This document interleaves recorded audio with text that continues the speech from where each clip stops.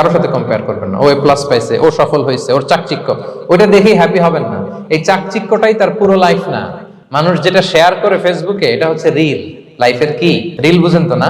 সবাই বুঝেন মাশাআল্লাহ। Highlighted reel. আপনি কি মনে করছেন এই যে রিলের মধ্যে যতটুকু দেখছেন এটা পুরোটাই ওর লাইফ?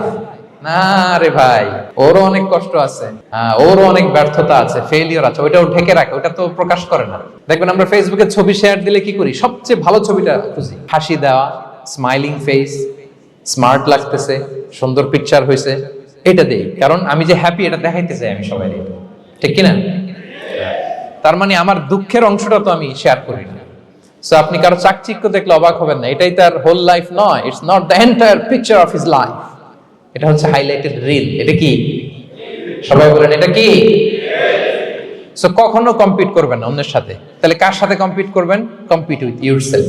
নিজের সাথে কম্পিট করুন, নিজের সাথে কম্পিট করুন। and try to be the better version of yourself in every single day. প্রতিদিন নিজেকে একটু একটু করে ডেভেলপ করার চেষ্টা করুন।